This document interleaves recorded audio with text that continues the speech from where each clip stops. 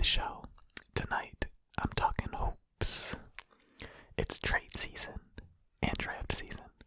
Go ahead, put your headphones on and relax.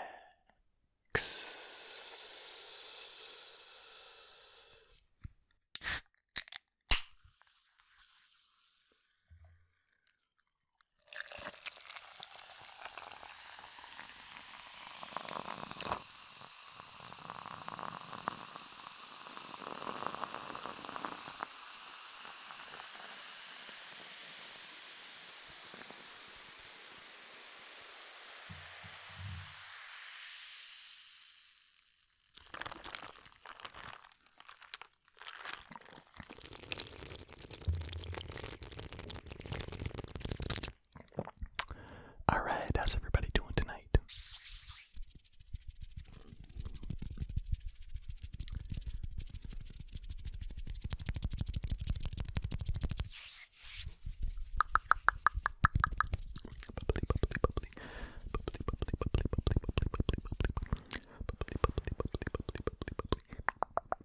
Tonight's bubbly flavor, flavor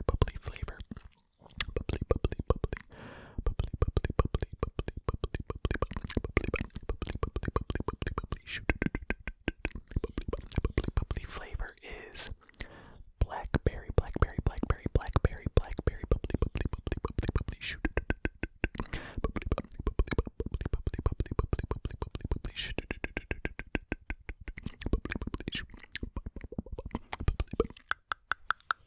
On the tab it says, "Hi, you," and on the side of the can it says, "Fancy meeting you here." Fancy meeting you here.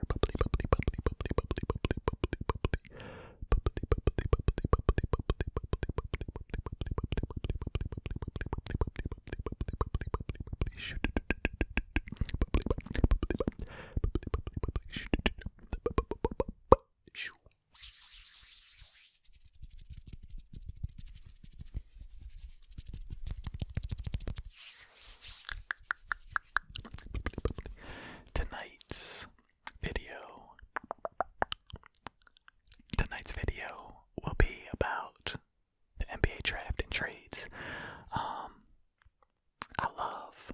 I love this time.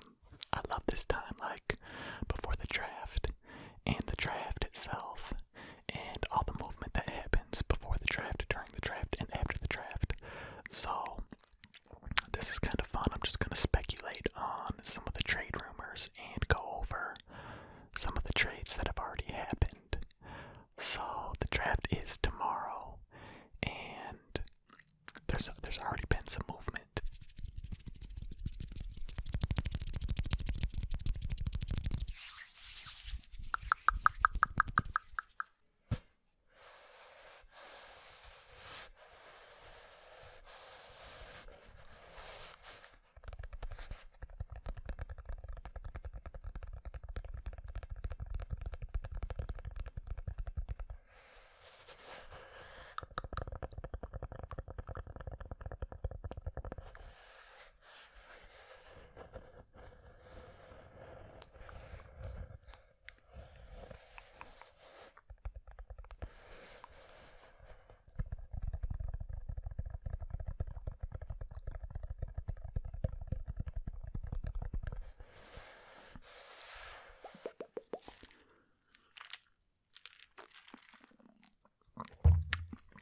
Alright, first up, the Phoenix Suns have traded for Chris Paul.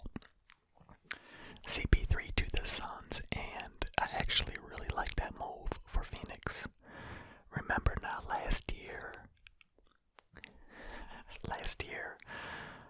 in the bubble, the Suns were the only team to go undefeated. They went 8-0.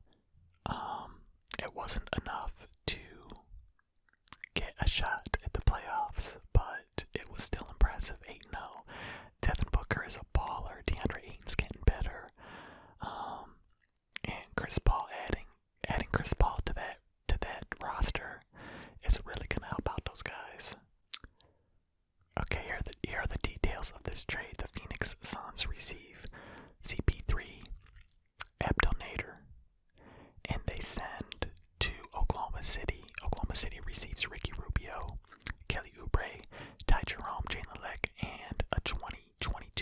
first round pick. So that's a decent haul for Oklahoma City also. But I do like that trade for Phoenix. Okay, so the starting five for the Phoenix Suns next season could potentially be Chris Paul, Devin Booker, Mikal Bridges, Cam Johnson, and DeAndre Ayton. So I like that trade. I like that trade for Phoenix. And I like it because Chris Paul is going to make every single one of those guys better. He's going to elevate the play of everyone around him. And we already saw improvement from them in the bubble. And if DeAndre Ayton can continue to improve and take the next step, we already know Devin Booker is a bucket. If DeAndre Ayton can continue to improve and take the next step, then Phoenix is going to be scary. They could potentially be a six, maybe a fifth or sixth seed in the West, which is still a gauntlet with that starting five, and they might not be done making moves yet. So they could still make some more moves. We'll see. Okay. Let's talk about the Bucks. Okay. Let's talk about the Bucks. They got Drew Holiday. Okay. And they gave up a lot for Drew Holiday. A lot. The Bucks get Drew Holiday, and then the Pelicans receive 3 future first round picks.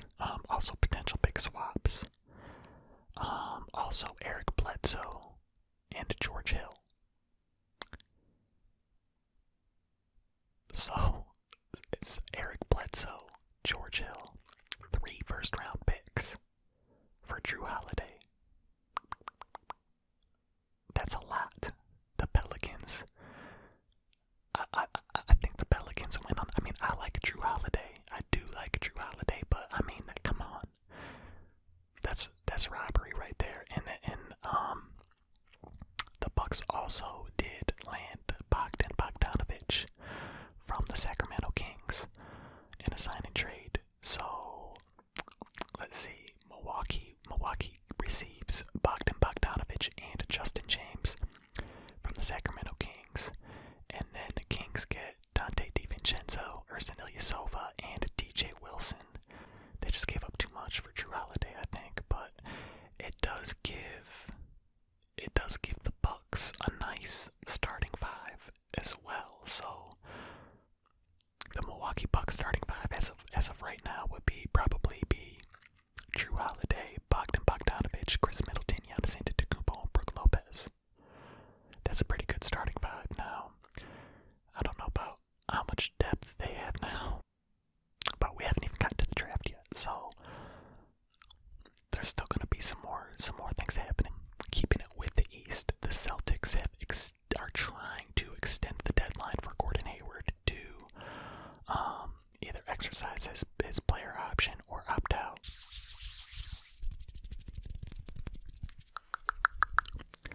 I like what the Pelicans have done the last couple years.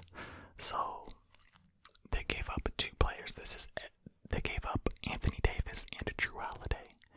Now this is everything that the Pelicans get from giving up 2 players, Anthony Davis and Drew Holiday.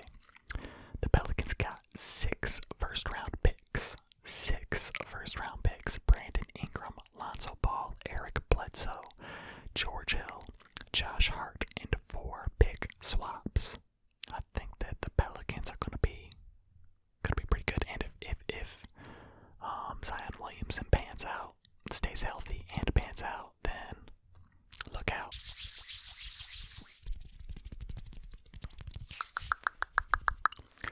All right, those are the biggest trades right now.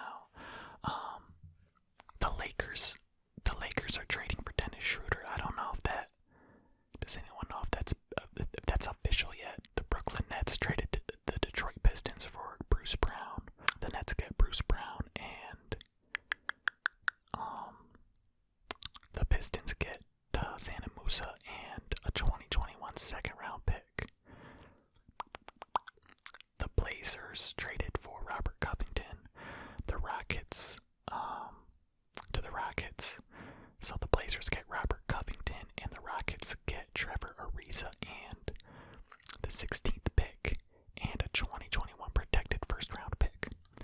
that's not too bad of a haul for Robert Covington, but I think that Covington is going to help out the Blazers. Speaking of Houston, okay, look, James Harden wants out. James Harden wants out to the tune of turning down $50 million per year extension. So the Rockets offered him, I think it was a 2-year, $103 million extension, or was it $106 million extension? It was over $50 million a year, and he turned it down. He said he's focused on a trade to the Nets. So it looks like James Harden really wants to go to Brooklyn. The Boston Celtics could move up in the draft. They have three first-round draft picks, 14, 26, and 30 maybe. They could move up to number 7. They could trade with the Pistons to get the 7th pick. They could trade all 3 of their picks for that 7th pick. They could get like Onyeka Okongwu. Or if they wanted to move up farther, probably James Wiseman if they wanted to go all the way up.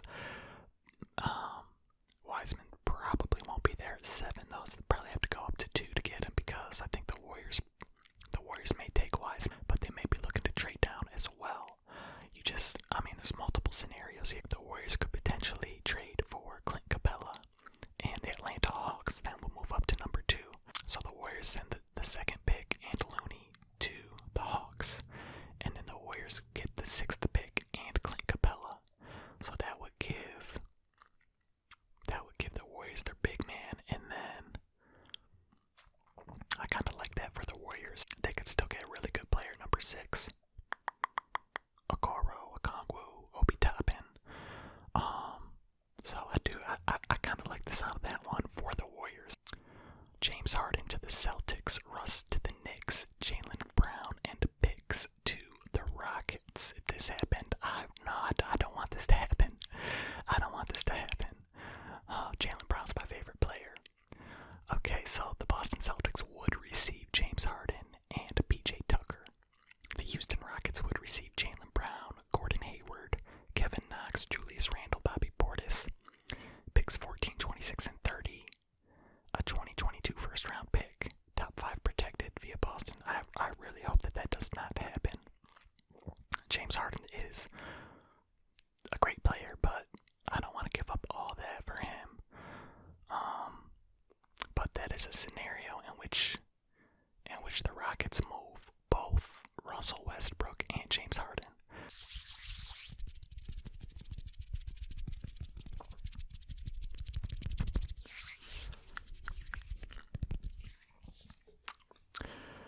The 3 players that I'm watching the most in tomorrow's draft: LaMelo Ball, James Wiseman, and Anthony Edwards.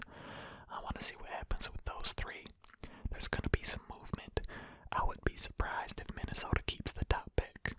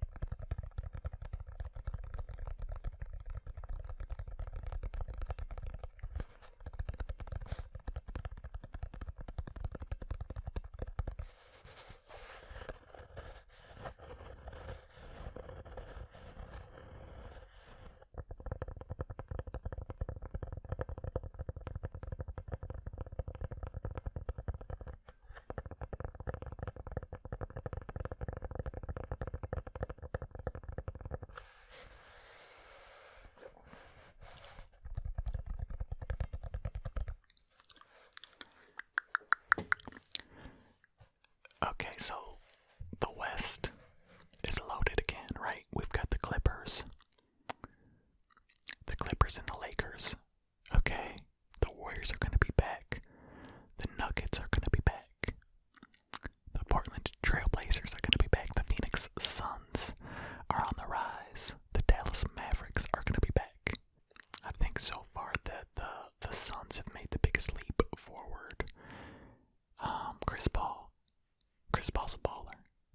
I will admit that before last season, I was thinking that he was like a little bit washed. Not,